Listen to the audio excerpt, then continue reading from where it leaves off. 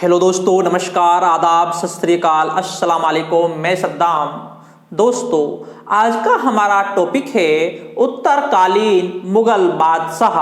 और उत्तरकालीन मुगल बादशाह में जो आज का हमारा टॉपिक है वो है जहांदार शाह। दोस्तों, जहांदार शाह या हम बात करें उत्तरकालीन मुगल बादशाहों की बात करें तो दोस्तों इनको हम छोटा मोटा लेकर चलते हैं यार, इनका ज्यादा बड़ा इतिहास नहीं है। लेकिन दोस्तों जब हम गहराई में जाते हैं, जो दोस्तों औरंगजेब के बाद जो उत्तरकालीन मुगल बादशाह होते हैं दोस्तों, उनका एक बहुत बड़ा इतिहास है। और उनके अंदर आपको यह भी पता चल जाएगा कि वो असफल क्यों रहे थे। दोस्तों समझना, यूं तो दोस्तों जहांगीर ने भी प्रेम किया था, नूरजहां से इश्क था, मोहब्बत थी। और दोस्तों हम शाहजहां की बात करें तो दोस्तों शाहजहां को बहुत मोहब्बत थी, किससे? मुमताज महल से, और उसी की याद में जो ताजमहल बनाया था। तो दोस्तों लेकिन हम बाद के शासकों की बात करें तो दोस्तों इनको मोहब्बत नहीं थी। इनकी जिंदगी में ये अय्याशी किस्म के शासक थे। दोस्तों ये वेश्याओं को रखते थे अपने राज दरबार में। ऐसे शासक भी हुए हैं मुगल काल में। तो दोस्तों उन्हीं शासकों में जो पहला शासक है वो है जहांदार शाह। जहांदार शाह की जो एक वेश्या थी दोस्तों वो लाल कुंवर थी। दोस्तों अगर हम लाल कुंवर की बात करें तो दोस्तों वर्तमान में भी जितनी बड़ी वेश्याएं हैं उनमें सबसे महंगी थी। दोस्तों अगर आज के समय में भी तुलना करें तो लाल कुंवर सबसे महंगी वेश्या थी, क्योंकि लाल कुंवर के लिए दोस्तों 1 करोड़ रुपए वार्षिक दिए जाते थे। और कपड़े जेवरात तो अलग था, 1 करोड़ रुपए तो प्रति वर्ष दिया जाता था, निश्चित रकम थी। आप सोच सकते हैं कि कितनी महंगी वेश्या थी। क्योंकि आज से दोस्तों 300 साल पहले, आज से 300 साल पहले 1 करोड़ रुपए की कितनी वैल्यू होती थी और वो 1 साल में दिए जाते थे। तो दोस्तों ये जहांदार शाह के अनछुए पहलू हैं। और दोस्तों दूसरी बात, जहांदार शाह पहला मुगल बादशाह था। हम बात करें बाबर से लेकर हम बहादुर शाह तक की बात करें तो दोस्तों उसके बाद ये पहला मुगल बादशाह था जो दोस्तों किसी दूसरे के दम पर शासक बनता है। क्योंकि सहायता तो पहले वाले शासकों ने भी ली थी राजगद्दी के लिए, जब उत्तराधिकारी युद्ध हुए थे सूबेदारों की सहायता ली थी। लेकिन दोस्तों यहां पर तो दोस्तों ये सूबेदार और ये प्रधानमंत्री अब ये क्या कर रहे हैं? किंग मेकर का काम करने लग गए। किसका? किंग मेकर का काम करने लग गए। तो दोस्तों आज का हमारा टॉपिक है जहांदार शाह। ये तो मैंने आपको भी छोटी सी कहानियां बताई हैं, आप समझना विस्तार से किस तरीके से कहानी है, जहांदार शाह का इतिहास क्या है। तो दोस्तों समझना, जहांदार शाह।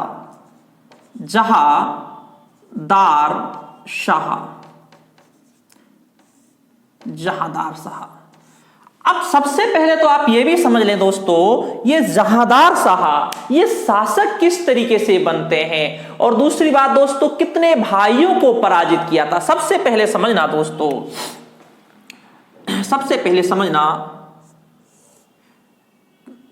पिता की बात करें हम, पिता कौन था दोस्तों?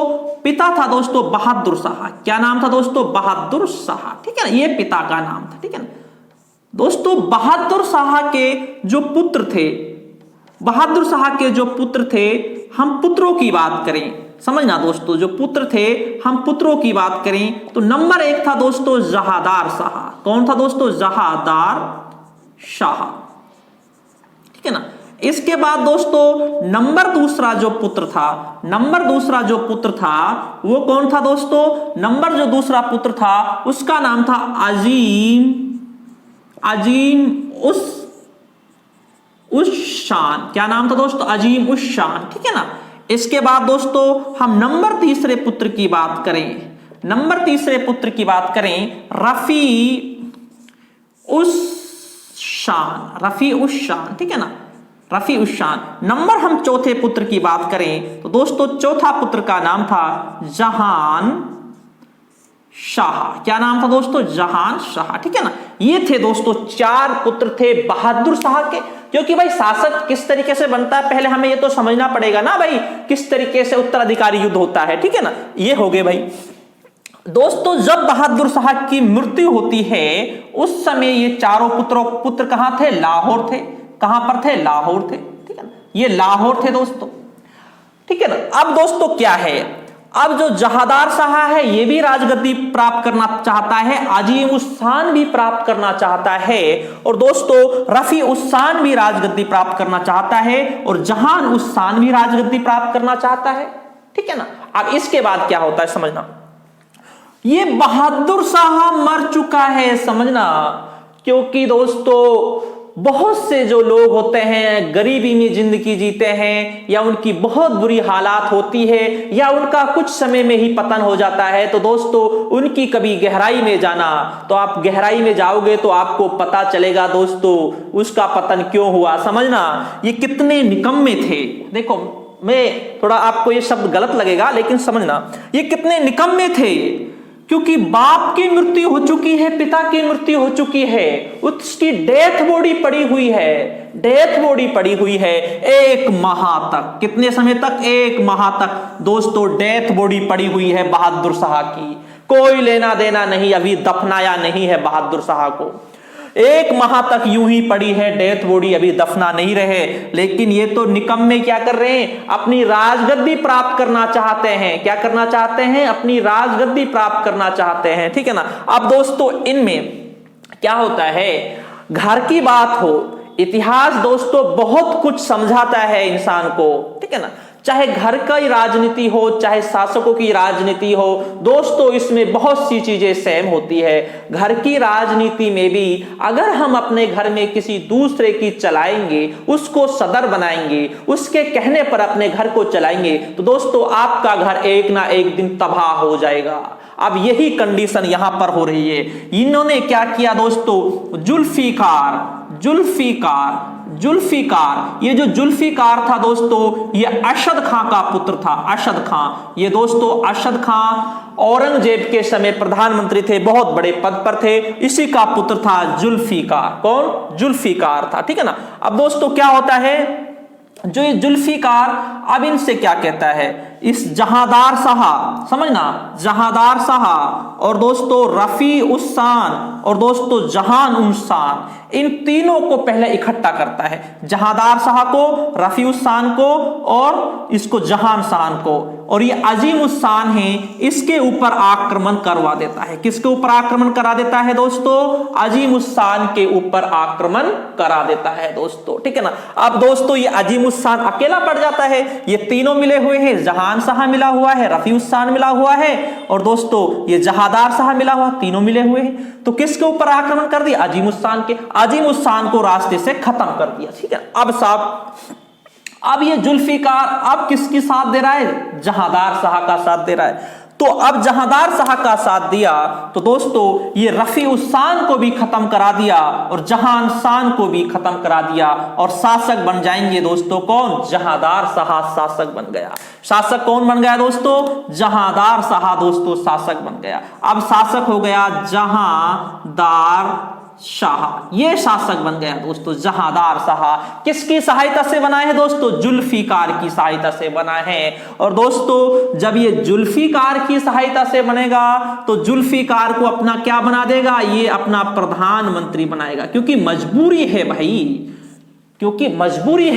क्योंकि जुल्फिकार की सहायता से ही तो शासक बना है जहादार शाह, इसीलिए मजबूरी है अब जहादार शाह को इसको शासक बनाना। तो दोस्तों जहादार शाह शासक बन जाते हैं। क्या बन जाते हैं दोस्तों? शासक बन जाते हैं। ये बनते हैं 29 मार्च 1712 ईस्वी को जहादार शाह शासक बन जाते हैं। अब दोस्तों शासक बन गए जहादार शाह। अब इसके बाद क्या होता है दोस्तों? अब दोस्तों 29 मार्च को जब शासक बन जाते हैं जहादार शाह, तो दोस्तों अब जहादार शाह कहां से आएंगे दोस्तों? जहादार शाह दोस्तों अब ये दोस्तों यहां से लाहौर से कहां आएंगे दोस्तों? दिल्ली आए। लाहौर से दोस्तों दिल्ली आते हैं। कहां पर आते हैं दोस्तों? लाहौर से दिल्ली आते हैं जहादार शाह। इसको मैं साफ कर देता हूं, आपको ऊपर से समझाता हूं। दोस्तों अब कहां आएंगे? दिल्ली आएंगे जहादार शाह।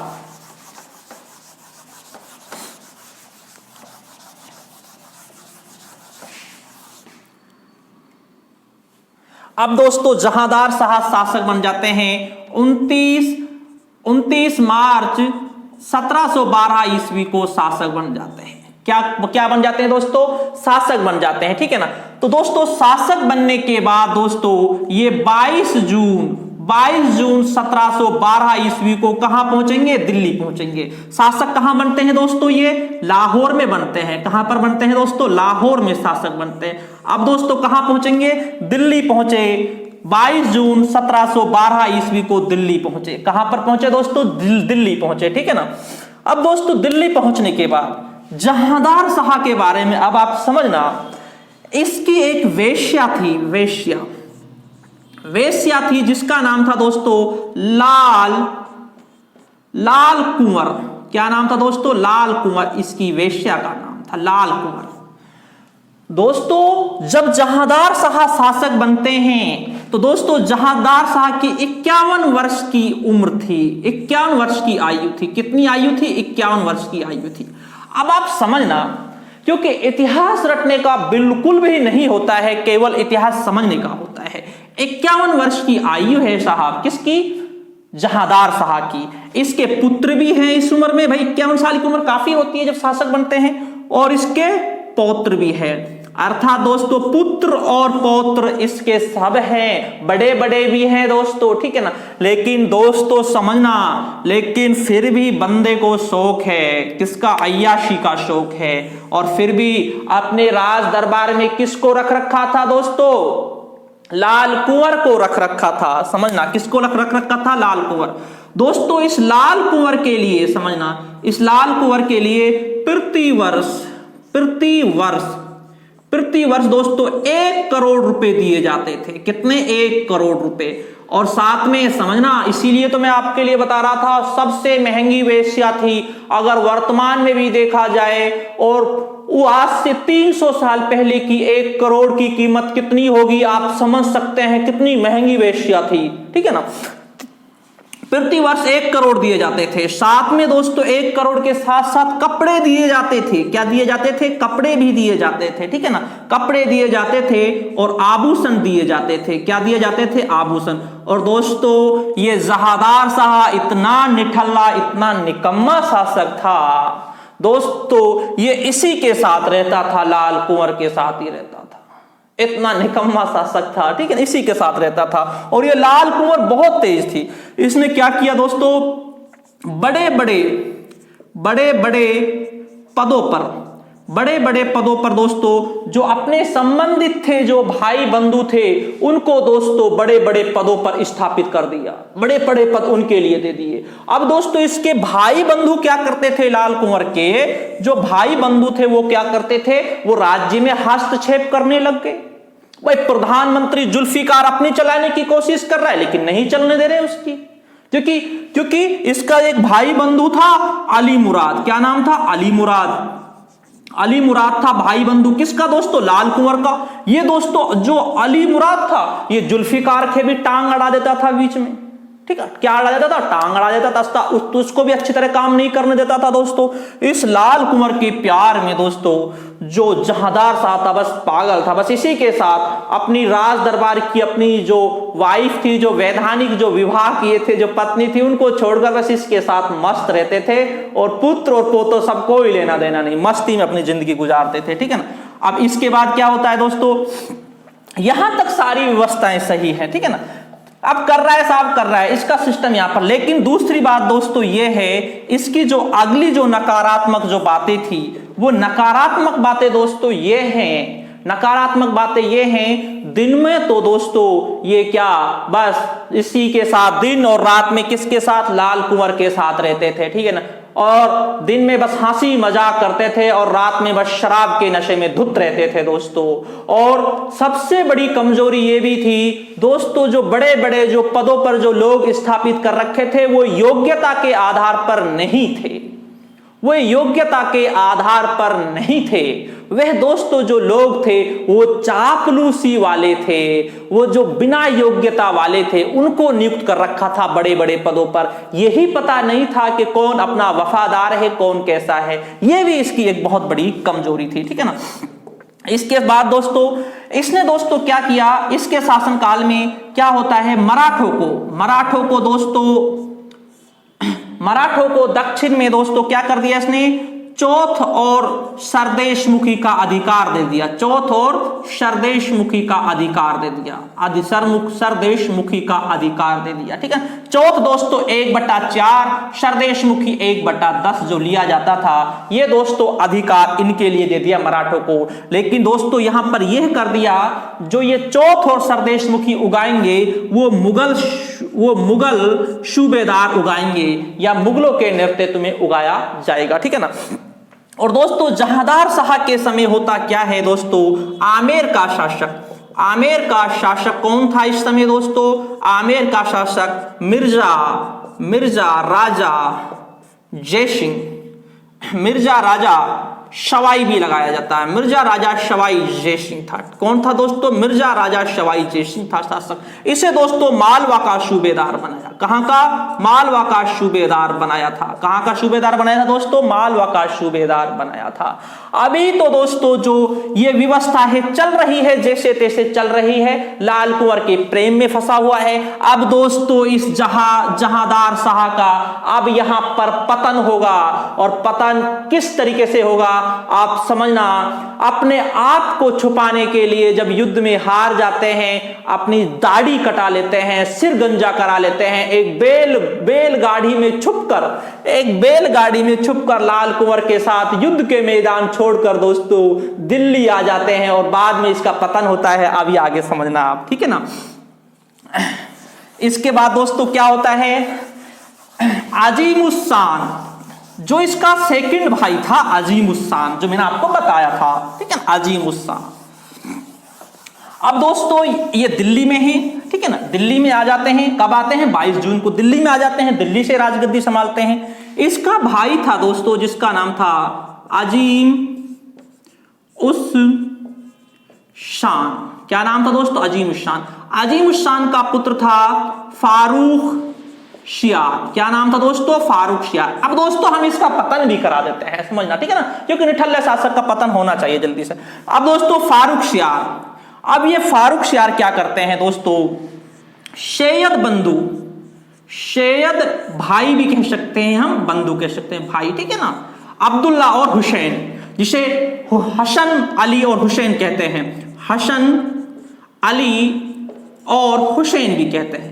इन सैयद भाइयों को अपनी ओर मिला लेते हैं।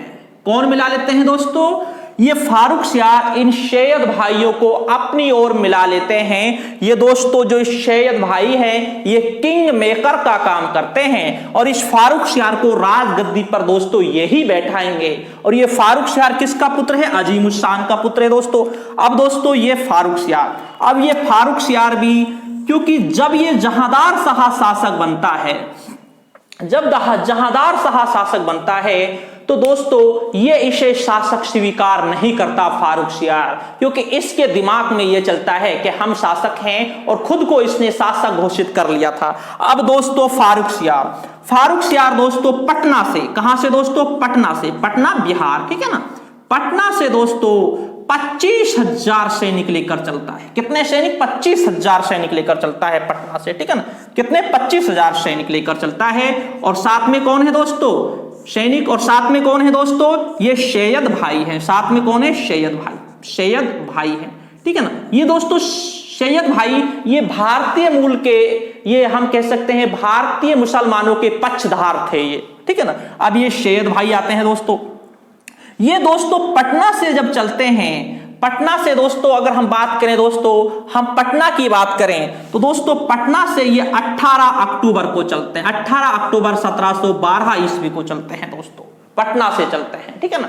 पटना से जब चलते हैं, जब दोस्तों सूचना मिलती है, जब दोस्तों सूचना मिलती है, किसको सूचना मिलती है दोस्तों, जब जहांदार साहब को सूचना मिलती है कि फारूक शियार चल दिया है पटना से, तो अपना पुत्र अज़उद्दीन को भेजते हैं। किसको भेजते हैं, अज़उद्दीन को भेजते हैं, ठीक है ना। हम इसे अज़उद्दीन को क्या कह सकते हैं, हम यहां पर इसे राजकुमार भी कह सकते हैं, अज़उद्दीन को भेजते हैं। लेकिन दोस्तों इसको क्या कर देते हैं दोस्तों, इसको पराजय कर देते हैं। क्या कर देते हैं दोस्तों, पराजित कर देते हैं। क्या कर देते हैं, पराजित कर देते हैं दोस्तों, ठीक है ना। इसे पराजित कर देते हैं 19 दिसंबर को, 19 दिसंबर को पराजित कर देते हैं। किसको दोस्तों, अज़उद्दीन को पराजित कर दिया। किसने पराजित कर दिया दोस्तों, फारुखसियार की सेना ने पराजित कर दिया। अब दोस्तों अब सूचना पहुंचती है साहब, जहांदार शाह के पास सूचना पहुंचती है, भाई बेटे को पराजित कर दिया। अब भाई जहांदार शाह खुद चलता है साहब सेना लेकर, जहांदार शाह अब खुद चलता है सेना लेकर। इसके बाद दोस्तों जहांदार शाह दोस्तों अब आते हैं, दिल्ली से आते हैं साहब आगरा आगे सेना लेकर। कहां पर आगे? आगरा, ठीक है ना। तो दोस्तों आगरा सेना लेकर आ जाते हैं, ठीक है ना। इसके बाद दोस्तों इसकी युद्ध होता है दोस्तों, ठीक है ना। इससे फिर इसका युद्ध होता है 10 जनवरी को दोस्तों। कब होता है? 10 जनवरी को युद्ध होता है। और दोस्तों ये जो जहांदार शाह है दोस्तों, जहांदार शाह की सेना पराजित हो जाती है दोस्तों। और जहांदार शाह, समझना, जहांदार शाह की सेना का एक पराजय का कारण आप एक बात और समझना जो बहुत ही मोस्ट इंपॉर्टेंट है दोस्तों। जहांदार शाह की हालात ऐसी हो गई थी क्योंकि दोस्तों जो बाबर के समय के जो आभूषण रखे हुए थे, समझना, ये बहुत अच्छी लाइन है। बाबर के समय के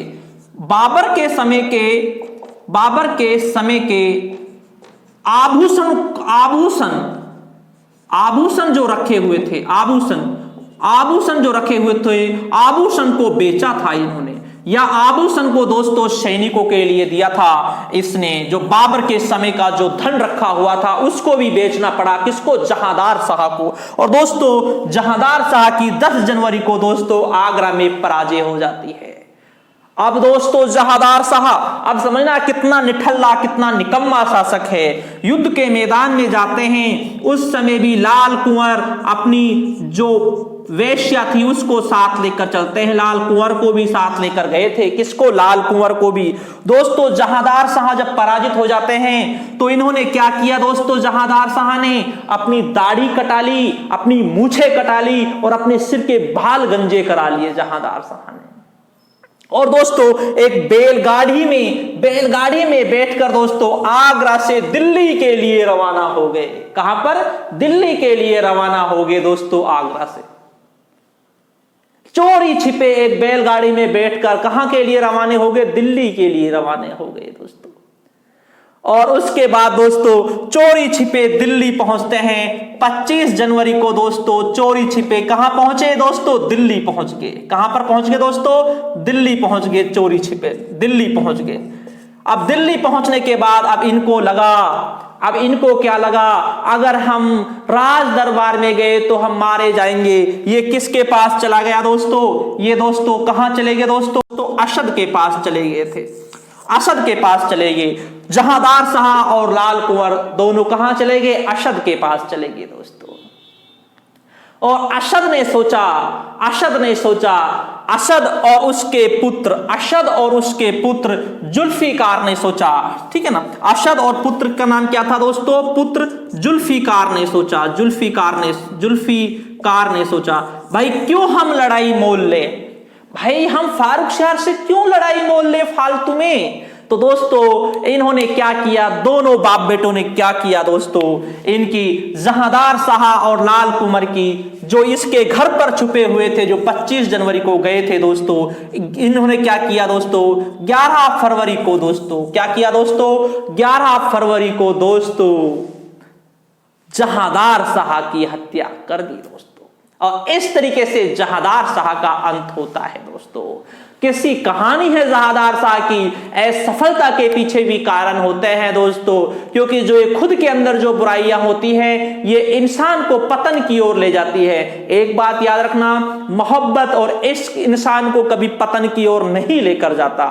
ये पतन की ओर जो सबसे ज्यादा लेकर जाता है ये दोस्तों, ये क्या लेकर जाता है दोस्तों, यह दोस्तों लेकर जाता है बदचलन, जिसे हम कहते हैं अय्याशियां बोलते हैं जिसको। और वही चीजें थी दोस्तों जहांदार शाह के अंदर थी दोस्तों। इसलिए दोस्तों इतिहास केवल कंपटीशन के लिए नहीं होता है कि हम केवल भाई हम एग्जाम पास करना है हमें इतिहास से, नहीं भाई, ये एग्जाम के लिए ही नहीं होता, ये एक व्यवहारिक जीवन के लिए भी बहुत जरूरी है कि हमारे शासकों ने, हमारे पूर्वजों ने क्या गलती की, किस वजह से असफल रहे, इसलिए भी दोस्तों ये जानना जरूरी है। और तो दोस्तों इस तरीके से दोस्तों जहांदार शाह का पतन हो जाता है। किसका पतन हो जाता है दोस्तों? इस तरीके से दोस्तों जहांदार शाह का पतन हो जाता है और ये 10 माह शासन करते हैं। कितने माह? 10 माह शासन करते हैं। और मुगल वंश के पहले शासक थे जो दोस्तों दूसरों की सहायता से, दूसरों की कठपुतली बनके राजगद्दी प्राप्त की थी और वो की थी जुल्फिकार की सहायता से दोस्तों। और दोस्तों बाद में सैयद भाइयों ने किसके साथ दिया? फारुखसियार का। अब ये फारुखसियार भी किसकी सहायता से राजगद्दी पर बैठेंगे? सैयद भाइयों की सहायता से राजगद्दी पर बैठेंगे, जो हमारा अगला टॉपिक है। तो ठीक दोस्तों, शुक्रिया, धन्यवाद।